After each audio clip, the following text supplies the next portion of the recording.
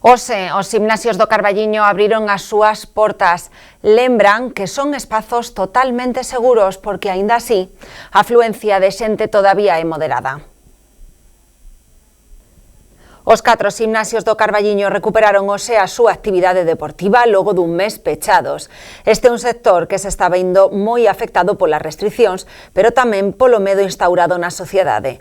Dende xuño puideron abrir as súas portas ata o novo peche perimetral e a difícil situación que atravesou o concello. José Manuel Soto, propietario do Gimnasio Olimpia, falounos da difícil situación que afronta o sector. Abriu as súas portas, aínda que non a pleno rendemento. A piscina olímpica coa que conta manterán a pechada a causa do custe do mantemento que supón. Decidimos abrir os gimnasios todos aquí do Carballiño día 23, que fai hoxe un mes que cerramos por o confinamento perimetral e por a pandemia. Entón, bueno, como ben sabedes, nós despois da pandemia abrimos no mes de xuño. Eso se foi un golpe moi duro porque estábamos todos en temporada baixa, en temporada de verão. E, bueno, loitamos e sacrificámonos por levantarnos. Nós somos xente deportista que non nos rendimos facilmente. Pero, bueno, a segunda vez que duda cabe que cada vez complícase máis. O que me preguntas, obviamente, todo o mundo sabemos, a xente cada vez ten máis medo, son moitos meses, cada vez é máis reacia, máis, claro, os sitios locais dentro, igual pasa o mismo na hostelería, o cual, bueno, son solidario con eles e animos moitos a que, bueno, que tiren pa diante, pero non cabe duda que é moi complicado, cada vez é máis complicado. De feito, nós aquí abrimos as instalacións, pero sin a piscina climatizada, porque obviamente o da piscina non é imposible, o sea, os gastos que ocasiona unha piscina deste tipo non, para nada, agora podemos solventalo co pouco público que pode existir. Dende os gimnasios concordan en estes espazos que son seguros e que o deporte é saúde.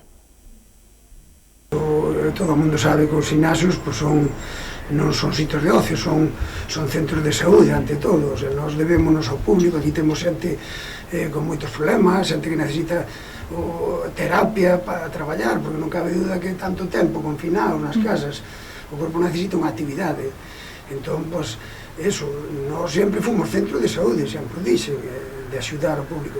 Por iso abrimos tamén, porque nos debemos ao público, aos nosos clientes.